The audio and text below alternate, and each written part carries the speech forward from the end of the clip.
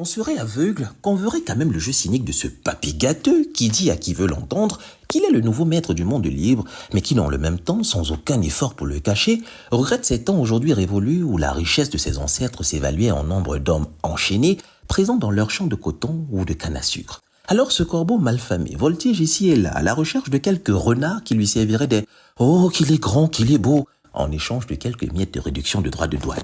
Et une fois gavé de ces flagorneries courtisanes de mauvais goût, il s'en va s'auto-glorifier à grand renfort de posts et publications ronflantes sur son réseau social qui lui donnent la sensation d'être utile.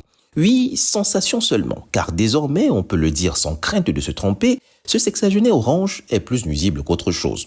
Et son double jeu est connu de tous. En effet, ce tonton flingueur à la gâchette facile dégaine à tout va sur des embarcations civiles commerciales qu'il accuse sans preuve tangible de trafic en tout genre. Et puis, au milieu d'une journée tranquille, quand il a pris son café avec un peu plus de sucre que d'habitude, sans raison précise, le voilà qui fait mouiller son navire de guerre le plus puissant au large des côtes de ces pays dirigés par de vrais patriotes, des chefs d'État souverains et nationalistes qui refusent de danser au rythme de la version remixée de God Save the Queen.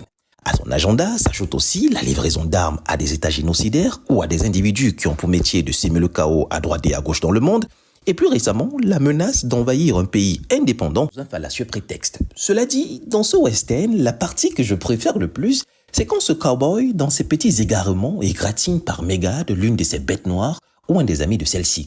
Le tout-puissant seigneur de la guerre s'écrase alors comme une pomme pourrie, remet son épée dans son fourreau et sort la rose pour appeler à la paix. Ah oui, il ne faut pas jouer le malin avec le soldat de glace, gardien de Satan II, ou le tonton de l'Empire du Milieu, propriétaire des terres rares dont il a vitalement besoin. Et quand ces deux braves, qui eux ont encore de l'honneur, décident de passer l'éponge et de ne pas considérer les errements de ce petit vendeur de maison, le voilà encore triomphant qui va nous saouler avec les « Vous voyez, j'ai arrêté cette guerre, et nanani et nanana ». On l'a tous compris, il n'est pas plus apôtre de paix que la compagne du locataire de l'Élysée n'est des ovaires. Et quand le rideau retombe, il y a tout de même un fait qui reste.